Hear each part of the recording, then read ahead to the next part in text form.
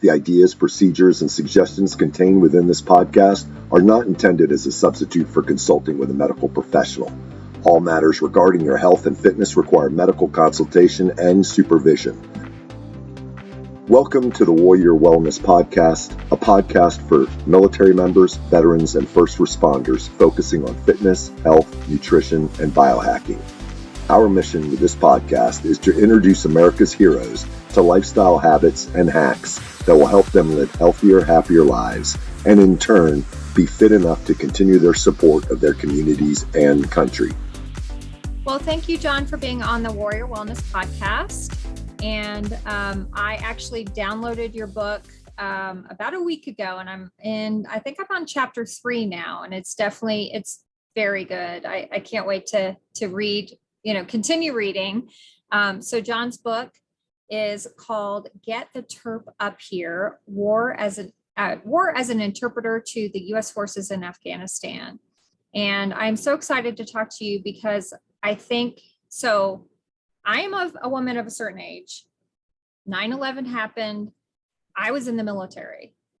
So I was actually in the Emergency Operations Center in the state of Florida when this happened, standing there with my 2 very good friends, who were Special Forces guys, who ended up getting deployed to Afghanistan a couple of times later on. So it was definitely, and I get chills, just now I got chills.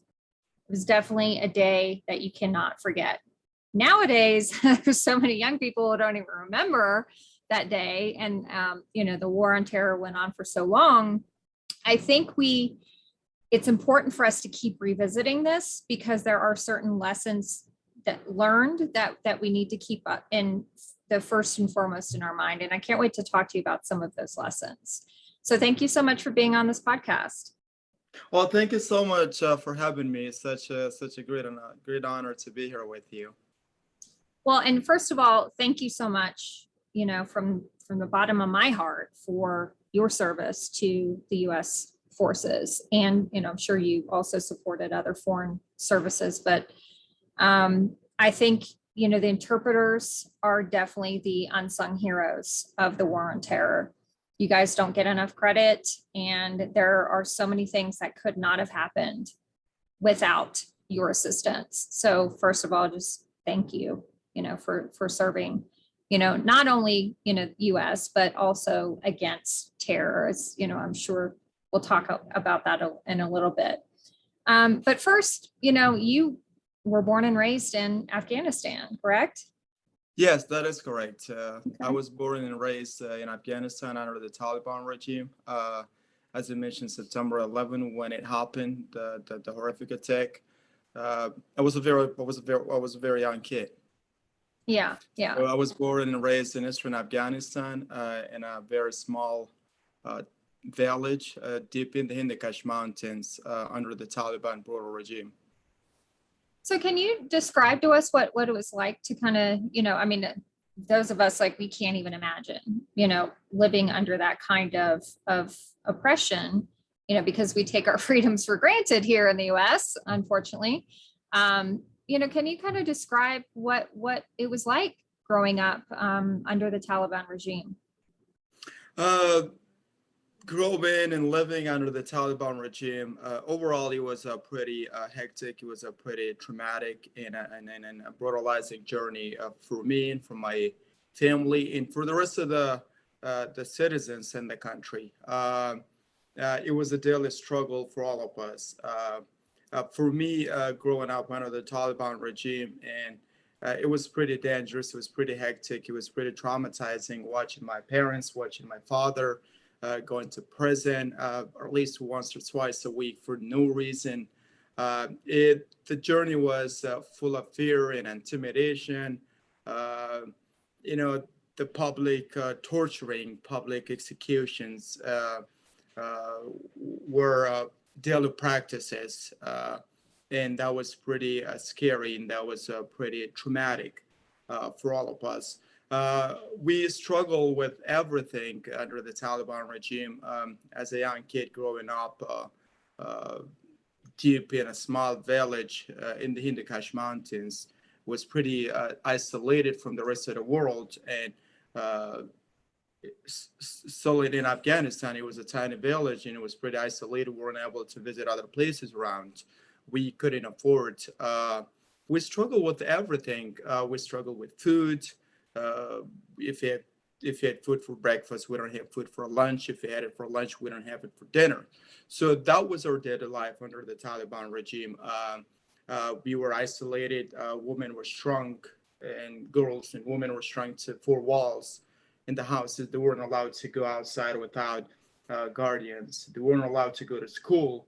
For us, that's what we wanted, to go to school, and that's what my parents believed in education. And my parents wanted us to go to school, but school was way too far, so we had to walk miles and miles. And the school was not something.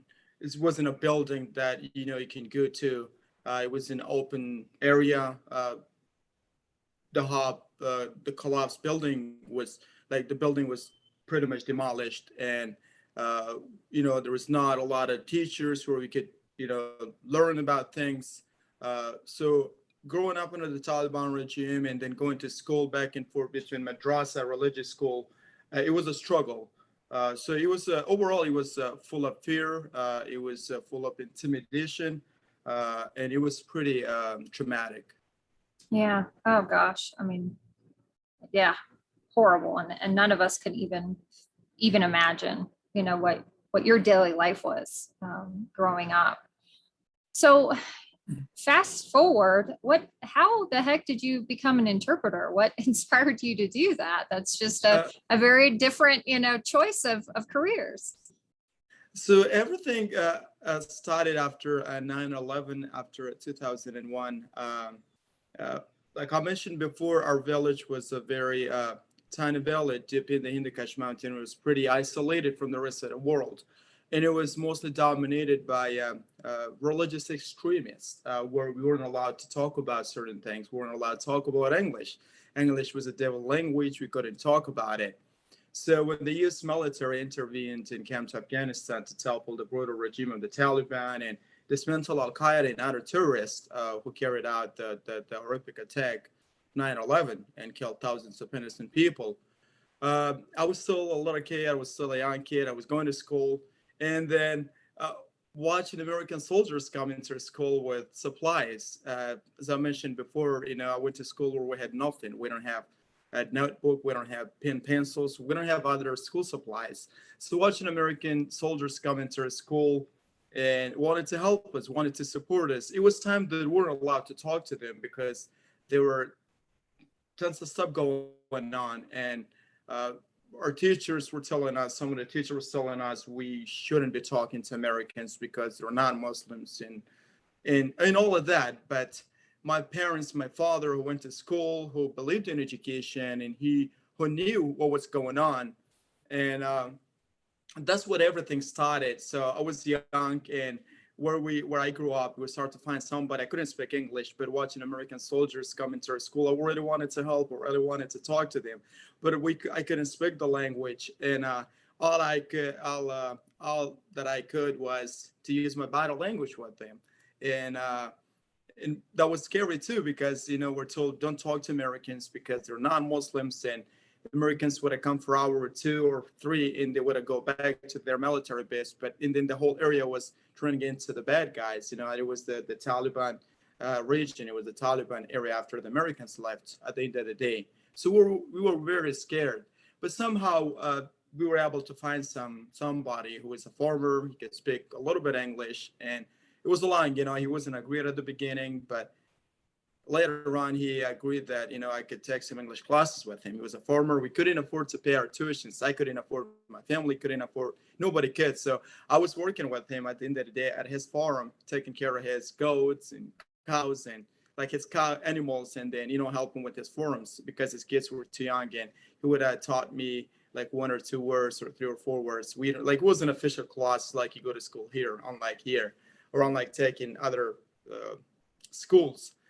And I took some classes with them for a little while. And then after about 6 months, things weren't getting better. One of my classmates and his whole entire family was brutally murdered by the Taliban. Everybody, my classmate, the entire family was gone. And that's when we decided to move to another city, Jalalabad. That was another journey for us because we're not familiar to life in the city. We never lived in the city. We never visited a big city. So it was another journey for us. We started struggling with everything again, and even worse because living back in the country, there was a lot of things that were free. For instance, firewood or other stuff. But living in a big city, you had to pay a lot of bills. You had to pay a lot of, had to take care of a lot of stuff. And that was something we couldn't do it. So and then I started taking some English classes, working with my brother. I talk about it in details in my first book, Get the Turf Up Here. And then I think in 2008, I started working for the American soldiers as an interpreter.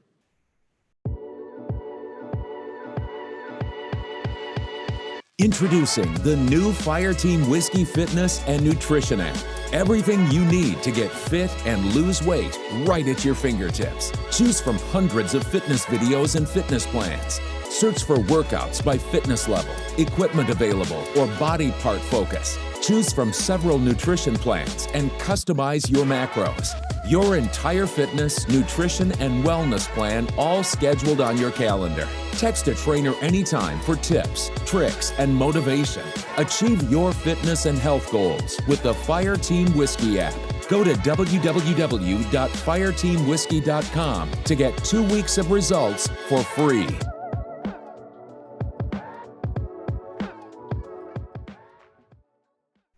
Wow, what a journey. So obviously you knew the risks that, you had been basically told your entire life to not talk to the Americans, they're non-Muslims, and what would happen to you if you did. And you chose to start working for the U.S. American Forces as an interpreter.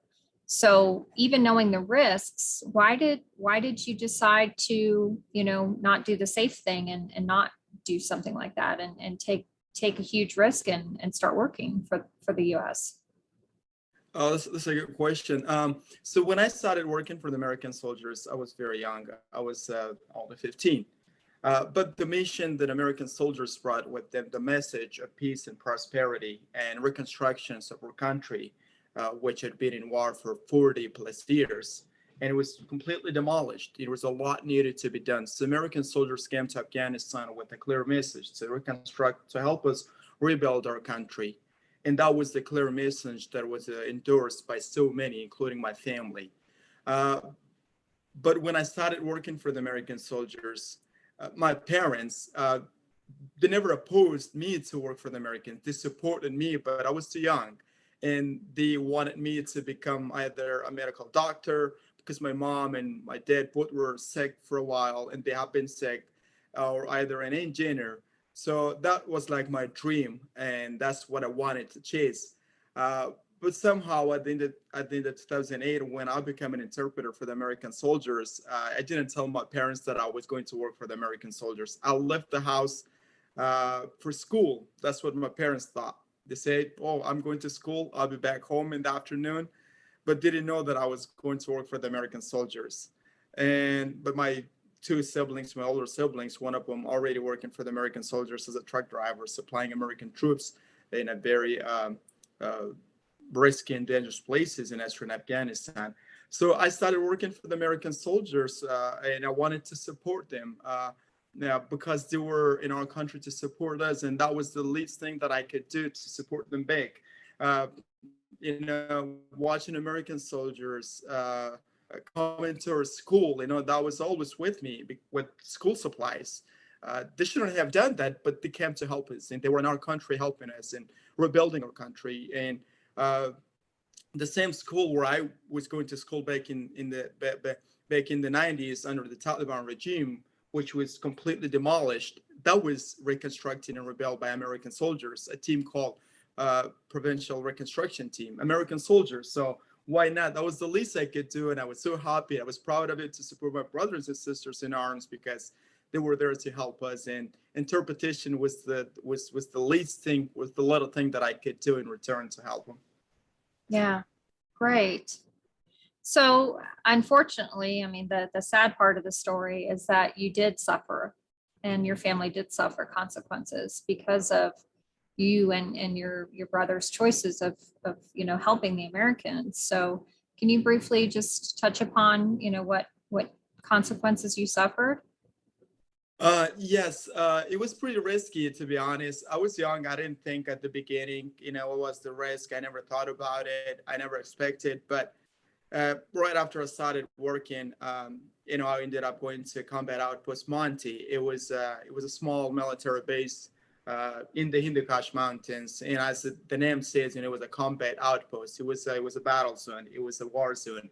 So we're dealing with daily firefighting and ambushes, and provides explosive devices, you name it, on a daily basis. Every morning we're waking up to rocket attack, mortar attacks from the enemies. That was our daily routine. So when I ended up working there at the end of 2009, I was struck by a shrapnel by enemy rocket propelled grenade.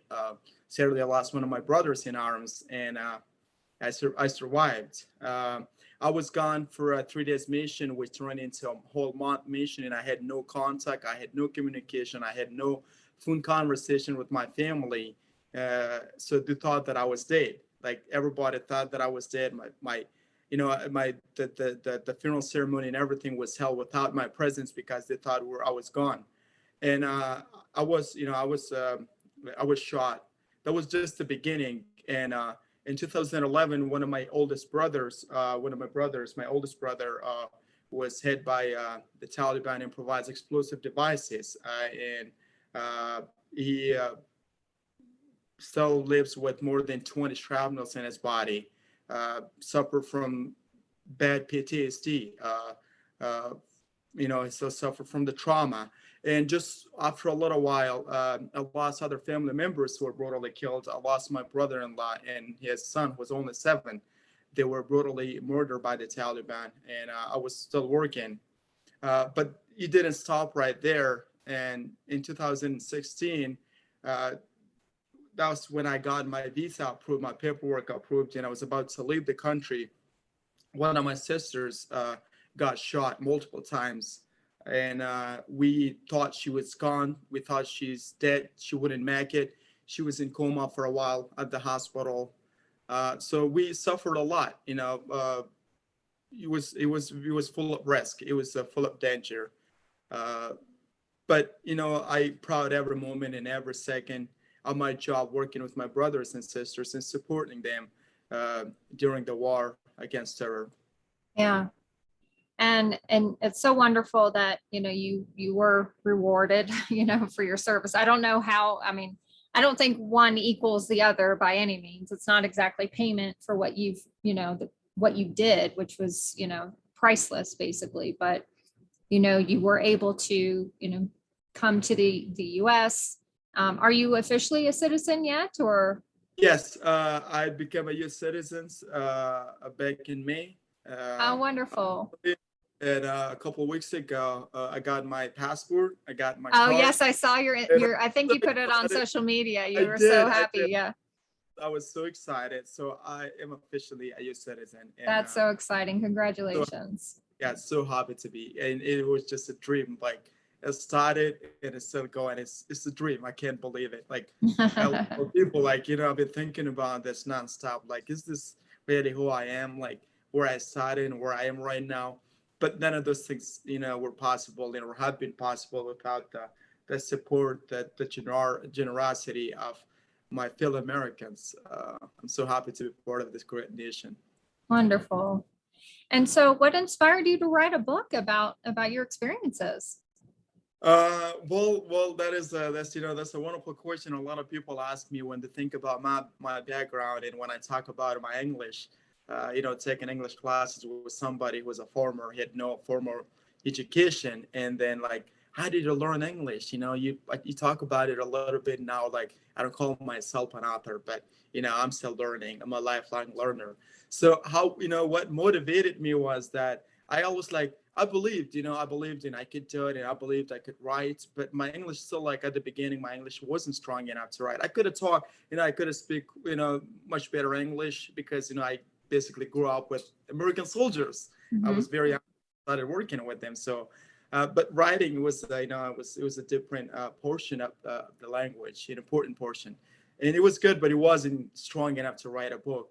So I started, ended up talking to my, to friends, military families that I had the highest honor of working with and supporting their brothers and sisters, and they were always asking me about stories and said, like, tell us a little bit about yourself. What you did in Afghanistan. And one day, so like my friends, like, you should write a book. You should write a book. I said, I can't do it. It's a lot of work. It's just a lot of work. I can't believe it. Like, my English is not strong enough. I do have a lot of stories to tell. There's like, in my memory, but I can't put it down. It's just a lot of work in my English.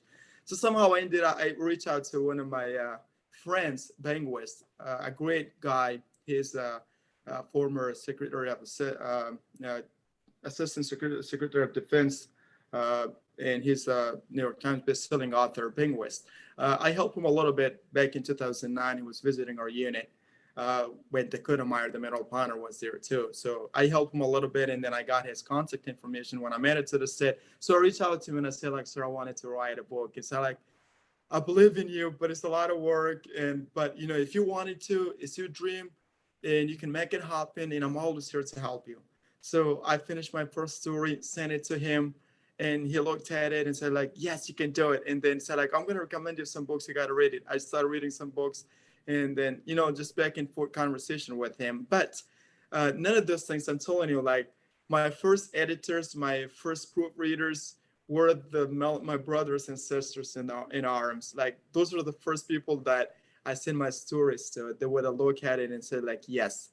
And that's how, one story turned into 2 and 3 and 4, and it turned into a book. And now it's the second, and there's the third one that I'm working on. So. Are you fire team ready? Try the Fire Team Whiskey Spec Ops Keto Joe Shake. The Keto Joe Shake is a medium-chain triglyceride MCT shake derived from non-GMO coconut oil. It contains 17 grams of MCT, 10 grams of high-quality whey protein, and no sugar. It's sweetened with stevia leaf, so you can keep those carbs low and shred that body fat. 25 milligrams of caffeine to give you extra energy for the gym or your busy day. Fireteam Whiskey has been supplying military members deployed all over the world with Spec Ops shakes for over 3 years. Fireteam Whiskey Spec Ops shakes are fueling the fight. Whether you are just trying to lose a few pounds or trying to get that extra edge in the gym, the Fireteam Whiskey Spec Ops shakes are for you. Make sure to stock up now and support our efforts to raise funds for Team RWB, our nonprofit partner that provides social support and fitness events for our nation's heroes. Yeah, that's so exciting. So congratulations. I mean, that is a very hard thing to write a book. So much. And Yeah, you're doing another one. So I can't wait to hear about that. Thank you. Do you have a title yet for your second book? Yes, it is. It's called Indispensable. It is done. It's ready. I can get it out tomorrow or the next day. We're planning to get it on, but I'm gonna wait for August 15th because it's gonna be the first anniversary of the U.S. troops at the withdrawal from Afghanistan, and I'm thinking about to get it out on the same day because there's a lot of things that I talk about it that's not discussed in my first book. So there's a lot of things that that lead to what happened back in August 2021 that I talk about it in my second book. Okay. Yeah, great. Interesting. So you are also involved in an organization called A Voice for Two Nations. Can you tell us about that? Yes. So A Voice for Two Nations is a platform for stories, stories that shares a common soul in the fringes of combat and devastation of war. So it's a website where we share stories of brotherhood between two nations, the United States and Afghanistan. So this is basically a run and created by veterans who served for these great nations for many years. So we trying to put stories of veterans who served in Afghanistan. We're trying to get their stories out and in stories from Afghanistan. So nowadays it's the Taliban country, so we're still reaching out to people back home and ask for their stories. And because it's a place where the media is sort of fading away and there's some strict rules and draconian approach from the Taliban. So we trying to talk to people and get their voice heard in Western world. And so this is a platform for stories, and we're trying to help or combat our brothers and sisters to get their words and their voice heard. Yeah. And I definitely encourage the listeners to go check out that website. I'll put it in the notes to this podcast. It's really touching. There's some very touching stories on there. You just always forget about, all the lives that have been touched by this, 2 decades old war. And it's not just Americans, it's all sorts of people from all sorts of nations, but especially the Afghanis. And, your country has been war torn for decades and decades and decades. And not sure if that's going to end anytime soon, but so I'm sure that, you have your opinions about the withdrawal and the end of, at least American efforts there. But, what are some just kind of lessons learned that you think that should keep front in mind? Because now that, quote unquote, the war is over, even though it's really not, what do we need to keep in mind? Because, time is passing and it's not in the headlines anymore on TV. So, what are some lessons learned that you think, everyone should just kind of keep front and center and keep thinking about, and keep rethinking about as we go along, and the war on terror continues? So the greatest lesson that we learned from August 2021, I was talking to Duke University and share my thoughts with them, with some students who are future policymakers. Quite frankly, I work with everybody. I work with the military, I work with the Medal of Honor, the Kuttamar. I work with other military personnel, civilians. I work with special forces, and I was part of every single combat operations. And in some of those missions were depicted in the movies. For instance, the Outpost was the battle that I was part of it, and I was there when everything happened.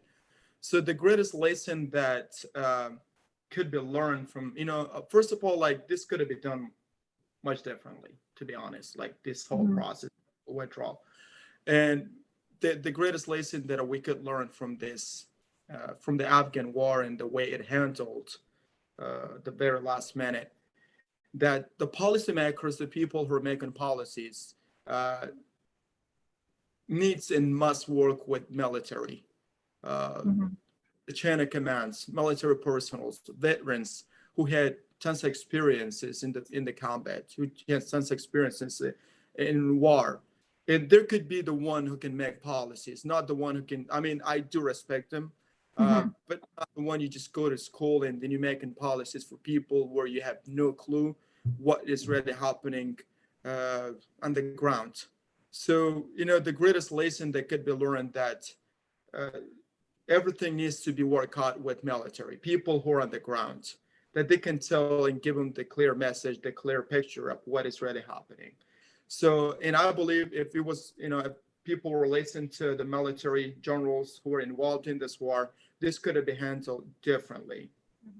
Yeah. Now, we're watching what's happening right now. This country turning to safe haven for Al Qaeda, for all terrorists. They're going back, and this is exactly what happened because people who were talking to the Taliban a couple of years ago, who had been negotiating with them, thought that the Taliban had been changed, but they had never been changed. They're the same people.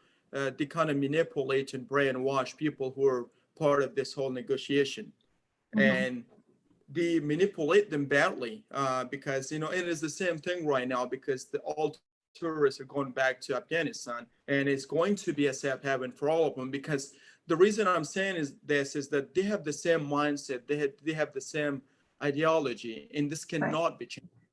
So, greatest lesson we can learn from this is that things can be worked out with people who really knows what is happening and what was going on, not just one person or two or three persons sitting in the office behind a fancy desk with coffee and cup of tea, making policies and talking to people. So that's what I think, and that's what I believed. Yeah, you're absolutely right. Yeah.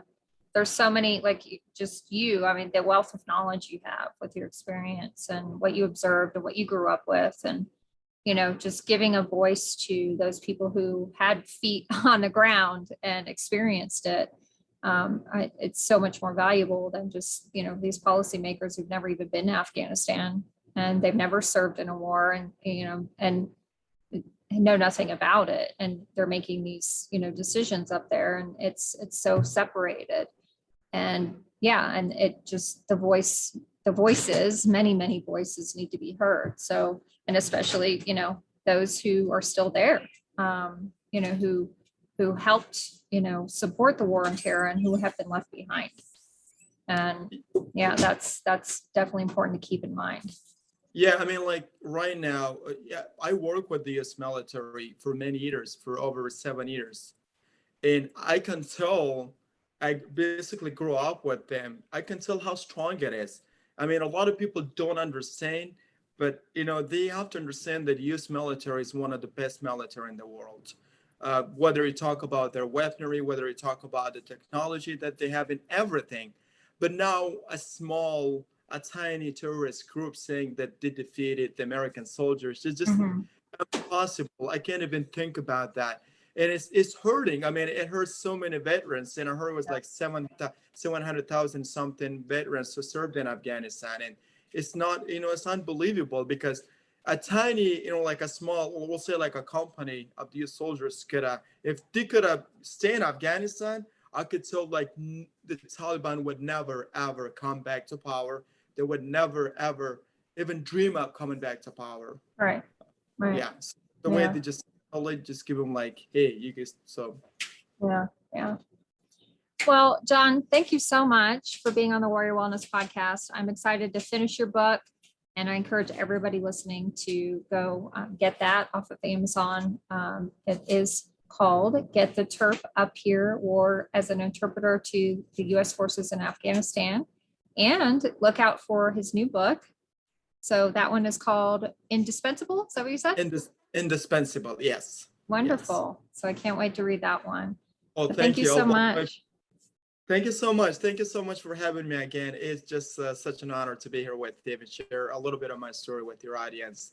And at the end, I just wanted to thank and appreciate everybody, my brother and sister who served in Afghanistan. I wanted to let them know that they made tremendous changes in our lives, and they're home, but the changes will be there. And those who are gone, and they're not with us anymore, but they are with us in our heart and minds, and they will never be forgotten. So thank you so much for your service and everything you guys have done for us and for our country. That will be remembered for the rest of our lives.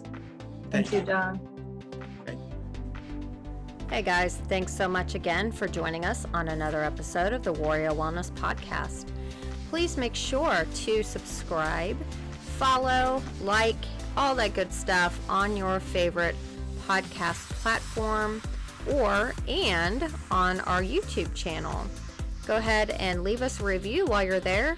And if you screenshot your review, email it to info@fireteamwhiskey.com with your name and address. You'll be entered into our drawing for a prize for just leaving us a review. So let us know what we're doing great, what you'd like to hear more about, and please go ahead and just give us a follow and give us a honest review, especially on iTunes, because that helps us reach other military members, veterans, and first responders with this vitally important information about how to improve their health, fitness, and wellness. We will see you at the next episode of the Warrior Wellness Podcast. I am your podcast host, former Army Captain Stephanie Lincoln, founder of Fire Team Whiskey.